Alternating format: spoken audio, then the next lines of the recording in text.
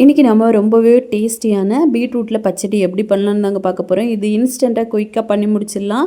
இது வந்து பார்த்திங்க அப்படின்னா 3 டேஸ் வரைக்கும் நம்மளுக்கு கெட்டு போகாமல் இருக்கும். இதுக்காக ஒரு பீட்ரூட் வந்து நல்ல குட்டி குட்டியாக இந்த மாதிரி துருவி எடுத்து மாற்றி வச்சிடலாம்.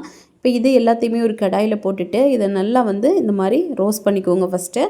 அப்புறமா இதில் ஒரு 1/2 டீஸ்பூன் அளவுக்கு உப்பு போட்டு நல்லா வறுத்துட்டு இதில் 2 டேபிள் ஸ்பூன் அளவுக்கு தண்ணியும் ஊற்றி இந்த மூடி போட்டு கிட்டத்தட்ட ஒரு 2 நிமிஷத்துக்கு நம்ம வந்து குக் பண்ணணும். கொஞ்சம் நல்லா வேகட்டும்.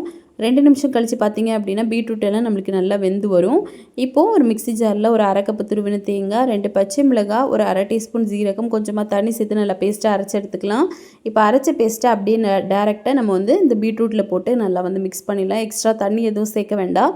இப்போது நம்ம அரைச்ச பேஸ்ட்டோட பச்சை வாசனை எல்லாம் போனதுக்கப்புறமா இதில் வந்து தேவையான அளவுக்கு உப்பு எக்ஸ்ட்ரா தேவைப்பட்டுச்சு அப்படின்னா நீங்கள் வந்து போட்டுக்கலாம். நான் ஒரு 1/2 டேபிள் ஸ்பூன் போட்டிருக்கேன். அப்புறமா 3/4 கப் அளவுக்கு நல்ல கெட்டியான தயிர் ஊற்றணும். ஊற்றி நல்லா மிக்ஸ் பண்ணிவிட்டு ஸ்டவ் ஆஃப் பண்ணிடுங்க.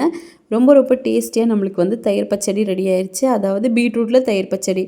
இது பார்த்திங்க அப்படின்னா நம்ம கடைசியாக தேவைப்பட்டால் தாளித்து விட்டுக்கலாம். அப்படி தாளித்து சேர்த்திங்க அப்படின்னா இன்னும் வந்து நல்ல வாசனையாக இருக்கும். இதுக்கு கொஞ்சமாக நெய் சேர்த்துட்டு இதில் வந்து ஒரு 1/2 டீஸ்பூன் கடுகு, ஒரு 1/4 டீஸ்பூன் வெந்தயம், 1/4 டீஸ்பூன் அளவுக்கு நல்ல மிளகு, 3 வரமிளகாய், கொஞ்சமாக கருவேப்பிலை போட்டு நல்லா பொரிஞ்சதுக்கப்புறமா இதை டேரெக்டாக அப்படியே வந்து நம்ம பச்சடியில் சேர்த்து சர்வ் பண்ணிடலாம். இந்த வீடியோவோட டீட்டெயில் வீடியோ வேணும்னு நினச்சிங்கன்னா மோனி ஸ்பைசி கிச்சன் சேனலை செக் பண்ணி பாருங்கள். தேங்க்யூ.